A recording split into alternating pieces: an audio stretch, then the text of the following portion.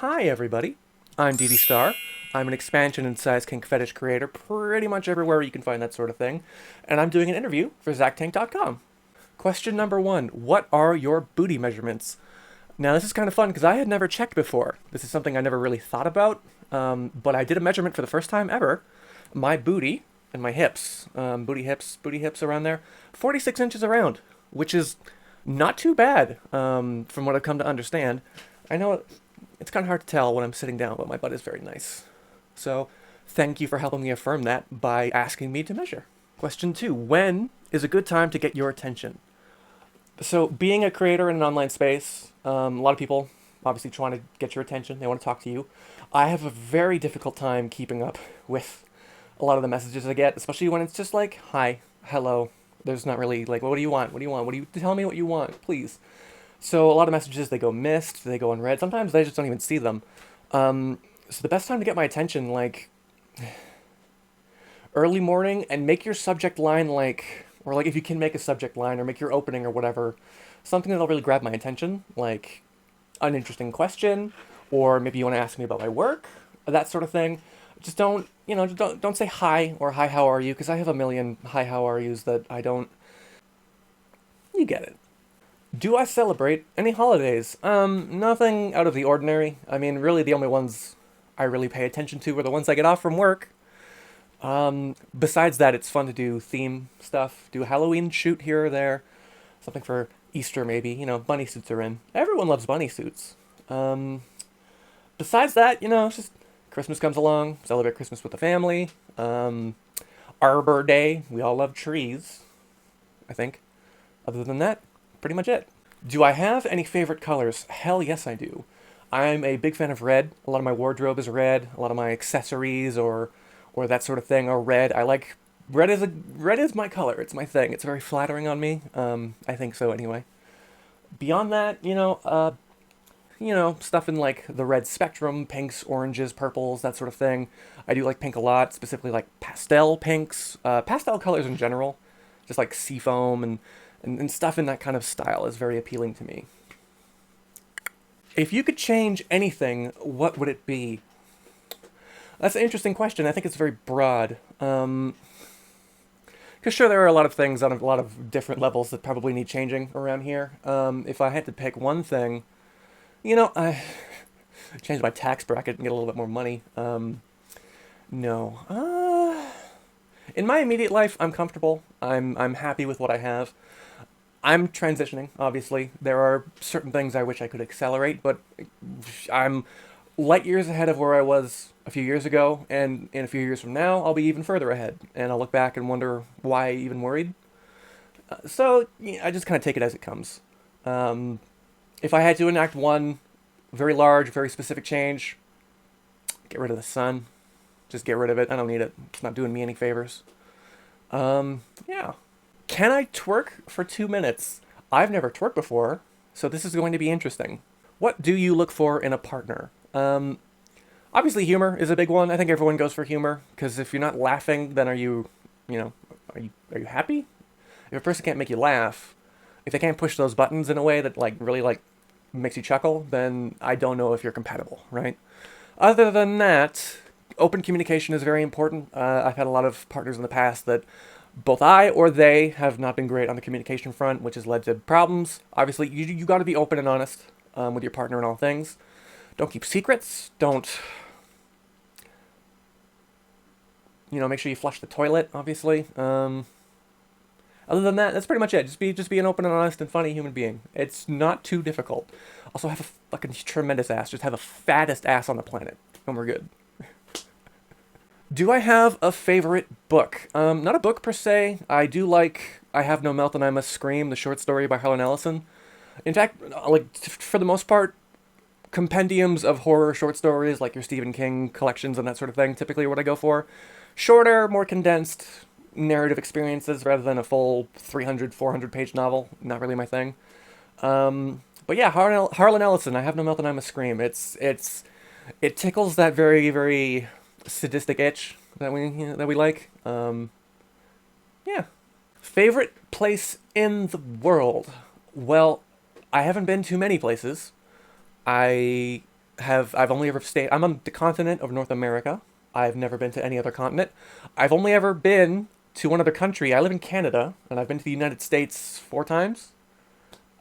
All of those times, I went to fucking Washington to go to Seattle, or just like to dip in, and we were passing through.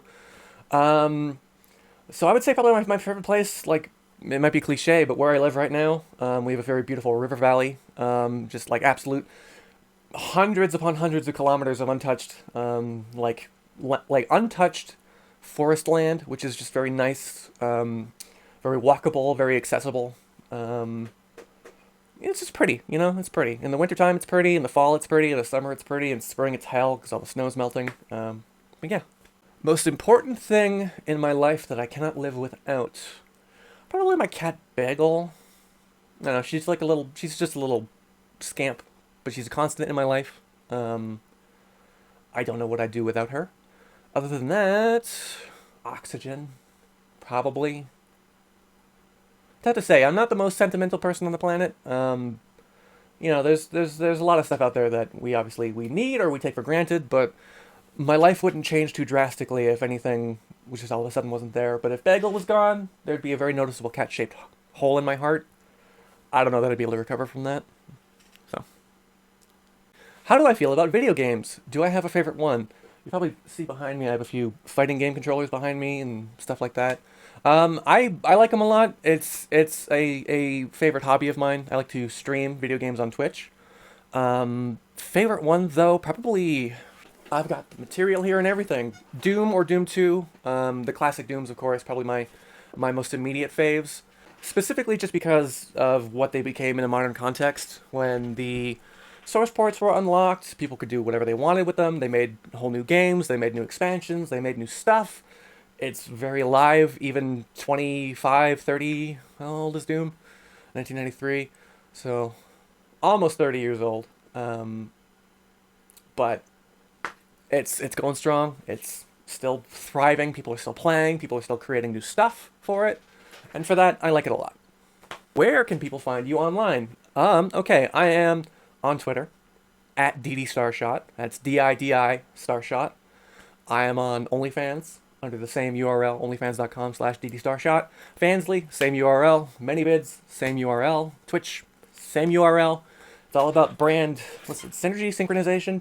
If people know you once, and they can find you one place, and then they type that into other places, and they still find you, I think that's good.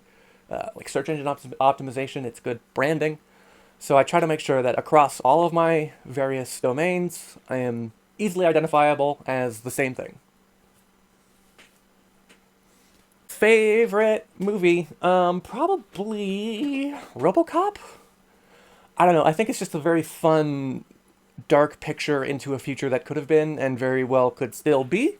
Paul Verhoeven has this very interesting parody type of skew to American culture. That's like, you see that in Starship Troopers, or you see that in kind of like Total Recall a little bit. RoboCop being my favorite just because it's grounded while still being science fiction and outlandish and kind of fucking weird.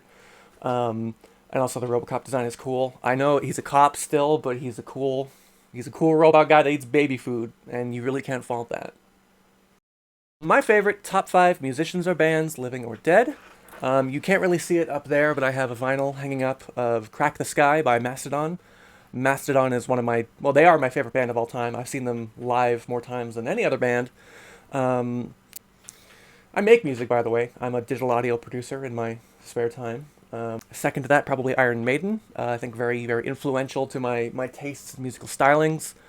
Outside of that, you got your all sorts of acts and stuff. Hard to pick anything that I feel like super really strongly to. I think the two that I listed are like the biggest ones. They stick with me. They're very important to me. But outside of that, I like a lot of stuff. I'm not really too picky on genre or whatever, as long as I find it palatable. So yeah, it's tough to say. Marina and the Diamonds. Love Marina. But Blue Rodeo. Love Blue Rodeo. All these things that come together to create a library of stuff. They might seem a bit odd sitting on the shelf next to each other. They might seem a bit out of place together, but we enjoy the things we enjoy, and I think a lot of people would do better if they started looking beyond their tastes to find new stuff they might enjoy. It's, it's important to expand your palate and try new things. Do I prefer ranch or honey mustard? I'm probably more of a ranch type person. Honey mustard is weird. I don't like sweet so much when I'm eating a savory food.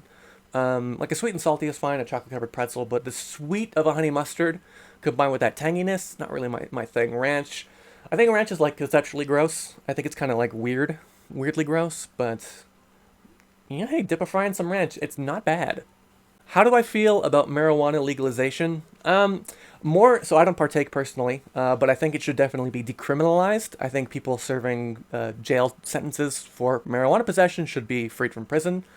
Um, Honestly, like we in Canada have had weed legalized for I think almost a decade now. Things have been going pretty smooth. I genuinely don't know if the people here who have been incarcerated on marijuana charges were released because it's genuinely kind of a slap in the face to serve a prison sentence for people that can now just walk around and do whatever.